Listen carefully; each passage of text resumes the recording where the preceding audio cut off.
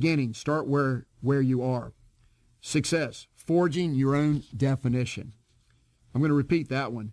Forging your own definition. Remember this, what success is for you may be different than others. You've got to find out what your own goals and purpose is. Mission, your journey toward success.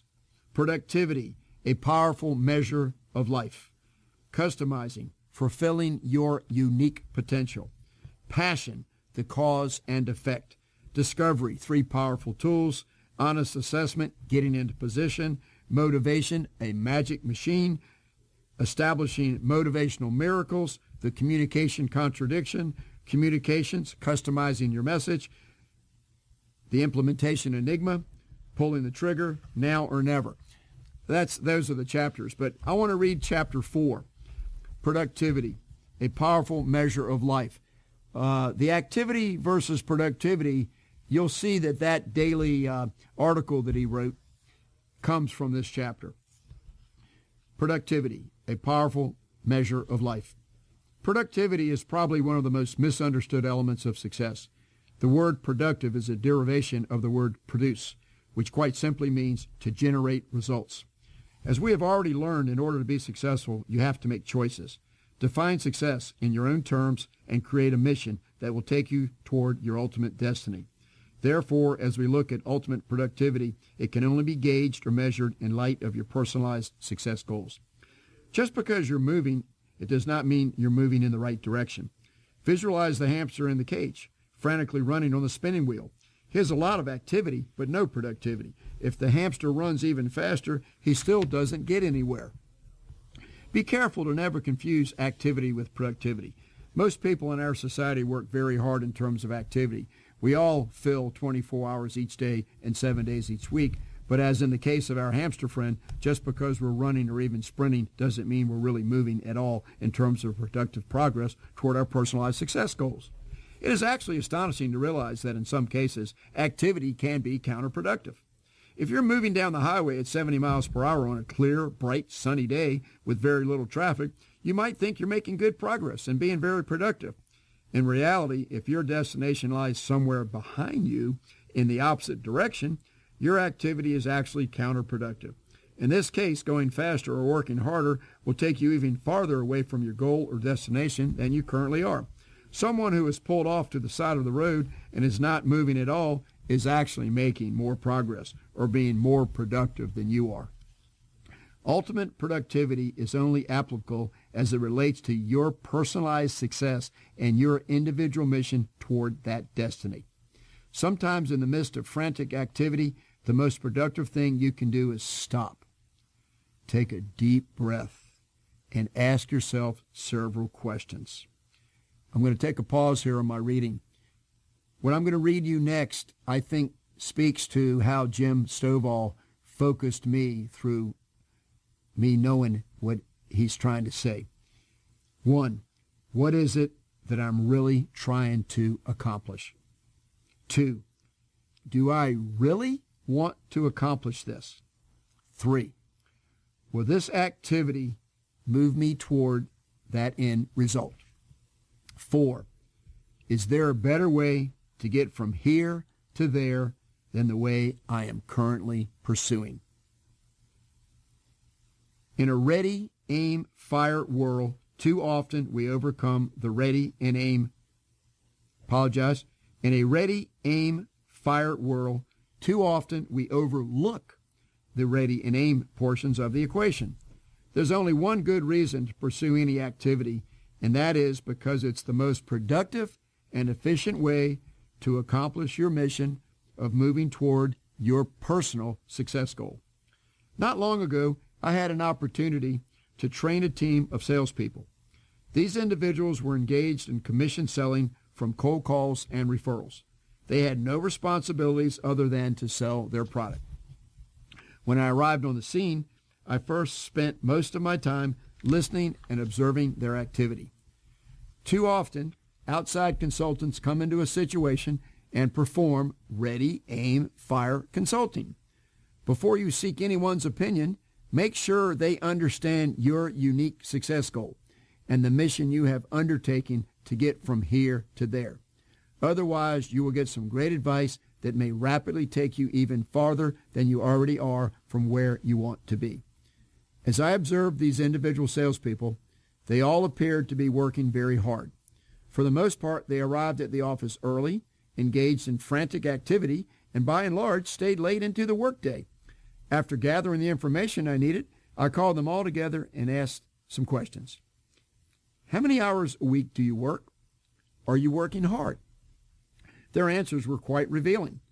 The average salesperson felt they were working about 45 to 50 hours a week, and they all assured me they were working extremely hard. Then I asked another simple question. What is your job here? In unison, they responded that their job was to sell their company's product. When I asked how they could accomplish this other than by talking to prospects on the phone or in person, it got very quiet. So then I gave them the good news. They could all make more money by generating more sales and only working 15 hours a week. This was greeted with great skepticism. I gave them each a discount store stopwatch and told them to keep their watches in their jacket pockets or purses during the workday. Anytime they were actually engaged in talking to a prospect about their company's product or services, they would click the watch on. When they were done, they would click the watch off until they began talking to another potential customer. I told them that once they reached 15 hours of productive work time in the week, as indicated by their stopwatch, they were done until next week. Since I had already approved this with their supervisor, they were elated to find out they only had to work 15 hours per week. What they didn't realize was that the average salesperson in that organization had actually only been working about 5 hours a week, and they had been wasting approximately 40 hours a week in non-productive activity. A few months after they implemented this stopwatch productivity system, I got some feedback on the results. Approximately 1/3 of the salespeople were breaking not only their own previous records, but many of the company's sales records. About the same number were still working 45 hours a week in their old manner, which you and I now understand meant a mere productive 5 hours a week. And finally, 1/3 of the salespeople had quit. They could not handle the unstructured freedom and responsibility of ultimate productivity. The top third of the sales force was only coming in the office a few days each week. They were efficiently and productively establishing new customers and then spending time with their families, fishing, or improving their golf game. Since their sales numbers were astounding to management, no one cared how many or how few hours they spent in the office. Your professional workday is about creating productivity, not generating activity designed to convince someone that you're working. I realize that it is hard to define every job in every field in absolute terms of activity versus productivity, but you know better than anyone else when you're making a difference and when you're just treading water for appearance's sake. One of my heroes and mentors is the legendary 97-year-old coach John Wooden. You've heard it said that some wise people have forgotten more than anyone else knows. This would be true of Coach Wooden, except for the fact that at nearly 100, he still hasn't forgotten anything. In the totally measurable, definable world of big-time college basketball, Coach Wooden has more championships and has created more success than anyone ever. He dominated the college basketball landscape in a way that has never been equaled before or since. He recruited and cultivated players such as Kareem Abdul-Jabbar, Bill Walton, and countless college and future NBA stars. Coach Wooden has a phrase he shared with his players that I believe defines ultimate productivity for us all. Whenever he had a player who was not getting into position fast enough, he would repeat the phrase, "Be quick, but don't hurry." As simple as this may seem, it can define the difference between your success and your failure. In Coach Wooden's terms, being quick means moving efficiently and under control toward your destination. Hurrying means being out of control and running with reckless abandon. Being quick will get you into position to win. Hurrying will simply tire you out on the road to inevitable failure. Quickness is a state of mind. Hurrying is a state of activity. Remember to never confuse activity with productivity. As you look at your daily, weekly, and monthly calendar, a review I'm going to repeat that. As you look at your daily, weekly, and monthly calendar, review each item and ask yourself the question, is this activity or productivity? This can only be judged in light of your firmly established goal and the mission you are on to take you there. If you will learn to work smarter, not harder, quicker, and not more hurried, and productively, not simply more actively, you will begin to live a life of ultimate productivity, full of peace, serenity, joy, and success beyond your wildest dreams. Well, what we're talking about here is some of the secrets to success that are absolutely guaranteed to work for you.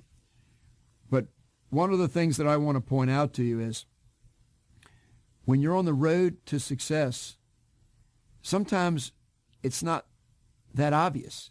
We gave a example on the Don Green show from the Bible about Joshua and the Battle of Jericho when God told him to march around the walls of Jericho for a week every day, 7 times that week, and then on the final day to actually march 7 times. And that there's some people that got impatient when they think about this story that will quit on the first day because they don't see the results. In my own personal life, I'm very focused. I don't quit. I'm not going to give up. I've told my testimony many times on the show about being diagnosed with terminal illness and what a shock that was to have to accept that and to move on with my life. It's caused great financial difficulty for me.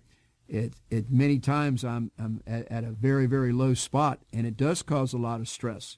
I apologize to the people around me sometimes that see me when I'm in a place where I'm just going through a lot of stress and I don't know things.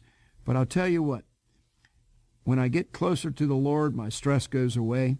When I read Jim Stovall, Don Green, Napoleon Hill, when I'm in church, when I realize what my priorities are, then I can get a little more relaxed. And my best thinking comes when I've got a certain peace of mind where I'm looking at the big picture.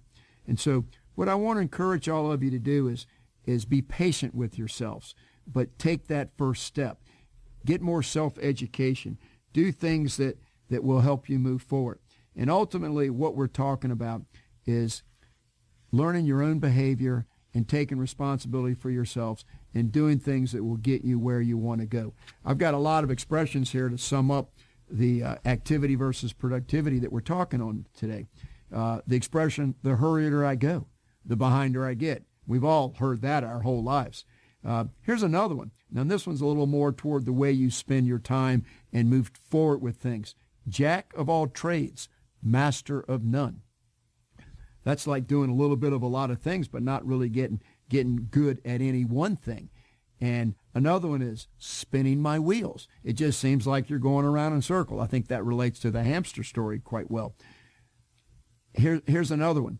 When I first got into my karate years and years ago, I read you the story of Master Po. I guess I read that at the beginning of the show, but I was going to bring that up now. I learned this from my first instructors. You know, life's going to go on with or without you. And an example in real life that I want to tell you is, you know, I had like a broken collarbone one time from snowboarding, and I had my arm in a cast. And so if you drop out of life because you have some sort of an injury or a disability, life's going to keep on going without you. And so what my instructors taught me in the very beginning was, if you want to be able to compete with people of a much higher skill level, if you're going to spar with some of the other instructors and black belts, and like when I was a white belt, this is the beginning of my karate career, if you're going to be out there competing with others that have skill levels far, far better than you, do you want to say, hey, I don't even need to do this with you because you're better than me. You're more advanced.